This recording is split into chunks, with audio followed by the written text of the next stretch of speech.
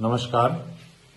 जैसा कि हम जानते हैं कि हमारा अन्नदाता सड़कों पे है और 3 किसान बिल, कृषि बिलों को लेकर किसानों का विरोध प्रदर्शन जारी है। इन बिलों को समझना हमारे लिए, जो दर्शक हैं, जो जनता है या आमजन है, उनके लिए बहुत जरूरी है कि इसमें ऐसा क्या है कि किसानों को ऐसी शरद हवाओं में बैठे रहने के लिए मजबूर कर दिया है, या सरकार की ऐसी क्या योजनाएं थी जो सरकार इनको देने के लिए इतनी तत्पर है कि इतना बड़ा विरोध आंदोलन के बावजूद भी सरकार बैक नहीं हो रही है। तो सबसे बड़ी बात तो ये थी कि जितने भी सरकारें बनेगी, चाहे बीजेपी की बने, कांग्रेस की बने या कोई और सरकार बने, सबको पता है कि किसान का भला किए बिना या कृषि का सुधार किए बिना इस देश की समुचित उन्नति हो ही नहीं सकती। तो सरकार की नजर में था और हर सरकार की नजर में था कि कृषि में सुधार होने चाहिए। तो सरकार भी लेके आई, लेकिन सरकार जो बिल लेके आई उस पर लोगों की शंका और लोगों के सवाल उठे। सबसे पहले तो सरकार ने ऑर्डिनेंस के माध्यम से इन बिलों को रखा।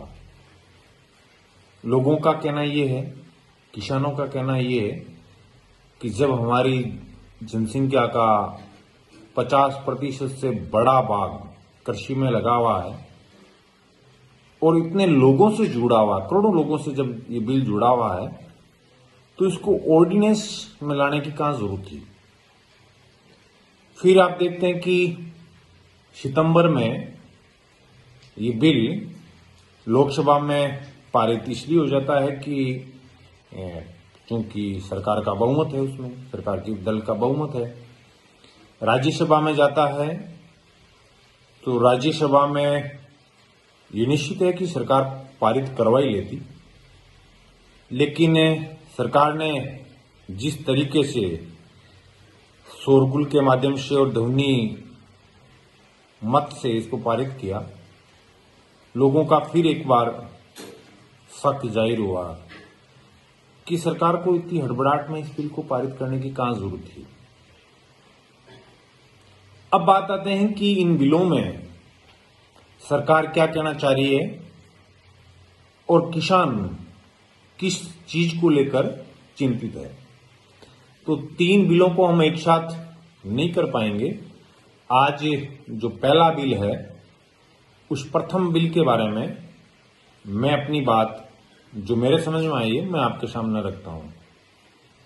पहला बिल सरकार ने farmers produce trade and commerce bill से पारित किया है। इस बिल में सरकार ने जो अपनी बात कही है वो ये है कि किसान अपनी उपज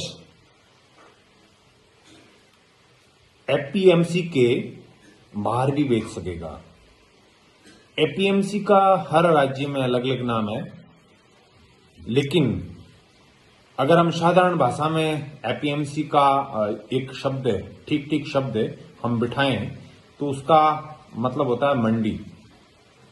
यानी सरकार कह रही है कि आपको मंडी के बाहर भी बेचने के सारे अवसर आपके लिए खोल दिए गए हैं। कहने में बड़ा अच्छा है कि आपको एक मार्केट जो है, एक बंद था, एक एपीएमसी तक ही सीमित था, मंडी तक ही सीमित था। अब आपके खरीदार, किसान की उपज के खरीदार, बहुत सारे लोग, बहुत सारे प्लेयर तैयार रहेंगे और जब ज्यादा प्लेयर रहेंगे तो कंपटीशन भी बढ़ेगा। पहले आपका खरीदार केवल एपीएमसी थी, लेकिन अब आपके खरीदार बहुत सारे लोग हैं। तो अच्छा है, कहने में, सुनने में अच्छा है। ये ठीक वैसा ही है जैसा बचपन में मैं आपको एक फिल्म देखी थी, उस फिल्म के बारे में बताता हूं मैंने एक फिल्म देखी थी वतन के रखवाले, और वतन के रखवाले जब सिनेमा हॉल में नहीं गए तब तक के उस फिल्म का सब कुछ ठीक लग रहा था। देशभक्ति से ओतप्रोत उसका टाइटल है और एक्टर भी बड़े मनपसंद एक्टर थे उसके, लेकिन बाहर से वो सब कुछ अच्छा लग रहा था कि यार फिल्म देखनी चाहिए, नाम अच्छा है, देशभक्ति से ओतप्रोत है, मनपसंद सितारे हैं तो चलते हैं।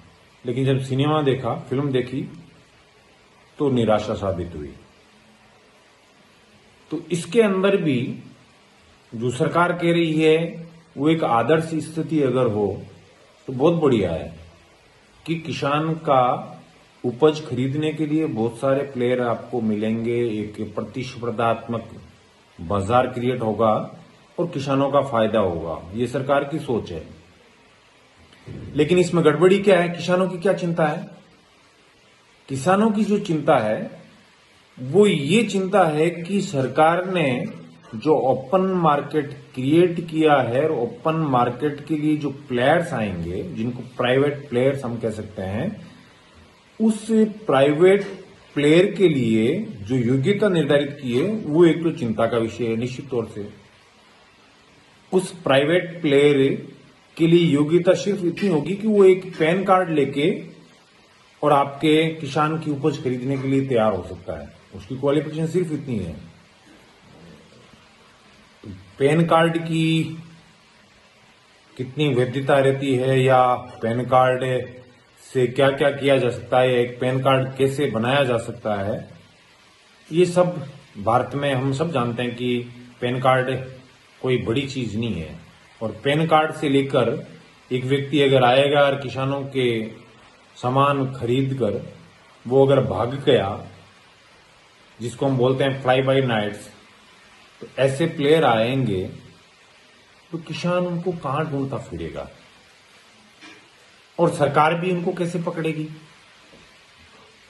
तो ये चिंता का विषय है और ये निश्चित रूप से इस कानून का एक नकारात्मक बिंदु है। फिर दूसरा जो किसानों की चिंता है कि एपीएमसी खत्म हो जाएगी, मंडियां खत्म हो जाएगी। सरकार कह रहे हैं मंडियां सवाल ही नहीं, खत्म नहीं होगी। सरकार कानून के द्वारा मंडियों को खत्म नहीं कर रही है, ये बात सच है।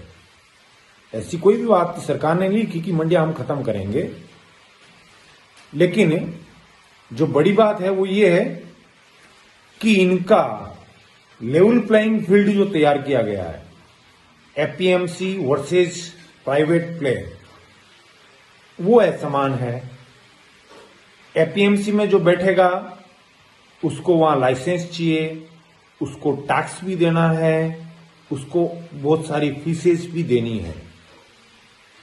दूसरी तरफ जो प्राइवेट प्लेयर है उसको ना कोई लाइसेंस चाहिए, ना किसी प्रकार का टैक्स देना है, ना किसी प्रकार की कोई फीस देनी है। तो आप कल्पना करो कि कोई एपीएमसी में जाके बिजनेस कैसे कर पाएगा, या एपीएमसी का प्लेयर प्राइवेट प्लेयर के सामने कैसे टिक पाएगा।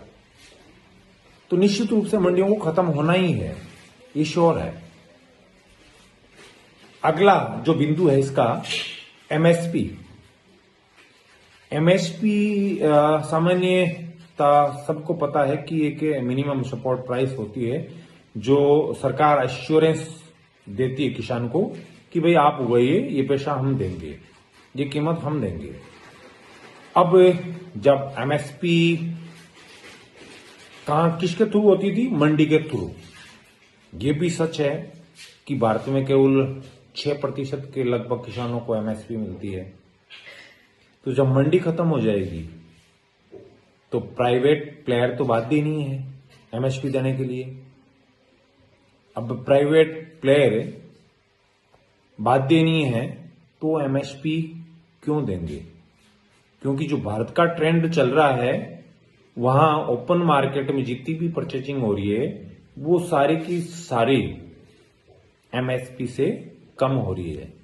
तो किसानों को कम से कम इतना तो एश्योरेंस मिलना चाहिए भाई, एक मिनिमम कीमत तो मिलनी चाहिए किसानों को। किसी भी प्रोडक्ट, कोई भी प्रोडक्ट है, आए मार्केट में, उसके निर्माता को एक मिनिमम कीमत मिलनी चाहिए। और इसकी गारंटी भी सरकार नहीं लेगी तो कौन लेगा? ये किसानों की चिंता जाहिर है इसमें, और एक जायज चिंता है। फिर इसमें अगली जो चीज रखी गई है वो ये है कि जो प्राइवेट प्लेयर है उस पे राज्य सरकारों को एक तरह से पाबंद कर दिया गया है कि राज्य सरकार किसी भी कंडीशन में प्राइवेट प्लेयर्स के लिए किसी भी प्रकार का टैक्स, फीस या चार्ज या इनसे मिलता जुलता कोई शब्द आरोपित करके इन पे किसी प्रकार का कोई शुल्क या पैसा इनसे नहीं लेगी। ये बड़ी बात है कि स्टेट गवर्नमेंट को प्राइवेट प्लेयर जिनसे भयभीत है किसान, और किसानों की सुरक्षा के लिए अगर राज्य सरकार चाहे तो भी कोई प्रावधान नहीं कर पाएगी। ये भी इनका किसानों का डर जायज है। इसमें सरकार को कहीं ना कहीं कोई तो नियंत्रण या किसी प्रकार का जो शंका निवारण है वो करना ही चाहिए। अगला जो चौथा बिंदु है जो सबसे खतरनाक है, उसमें है कि जब भी कानून बनता है या हम काम करते हैं या वर्क प्लेस होता है तो डिस्प्यूट्स निश्चित हैं। यहां जो डिस्प्यूट सेटलमेंट मैकेनिज्म है उसमें न्यायपालिका के रोल को खत्म कर दिया गया है। न्यायपालिका या सिविल कोर्ट को बिल्कुल हटा दिया गया है, और डिस्प्यूट सेटलमेंट मैकेनिज्म में एसडीएम को प्रभारी बनाया गया है। एसडीएम को जिम्मेदारी दिया गया है कि वो किसी तरह से कॉन्सिलिएशन बोर्ड बनाएगा, और उस बोर्ड के माध्यम से कुछ किसानों के प्रतिनिधि होंगे, उसमें कुछ प्राइवेट प्लेयर के प्रतिनिधि होंगे, और दोनों को एक रजामंदी के आधार पर एक सहमति लेगा और सुलह कराएगा। अगर बात नहीं बनती है, सुलह नहीं होती है, तो फिर कलेक्टर के पास में अपील करने का अधिकार होगा, लेकिन वो सिविल कोर्ट में नहीं जा सकते।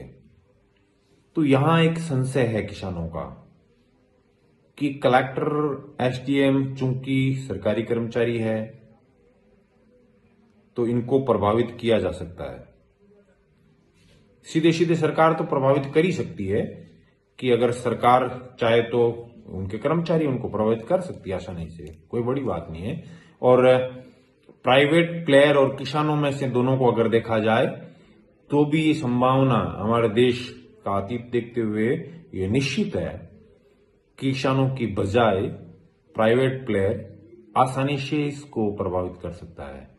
तो यहां पे भी जो डिस्प्यूट सेटलमेंट मैकेनिज्म है इसमें किसानों की चिंता जाहिर है कि यहां अगर किसानों का पक्ष अगर मजबूत होता या न्यायपालिका का रोल इसमें होता या दूसरे तरह के एश्योरेंस होते या सरकार एक किसानों का डर निवारण करके इस मैकेनिज्म को तैयार करती तो शायद ही कानून और बेहतर होता। तो ये farmers produce trade and commerce प्रथम बिल के बारे में एक साधारण जानकारी थी। अगले वीडियो में फिर अगले बिल के बारे में इसी तरह की छोटी चर्चा की जाएगी। धन्यवाद।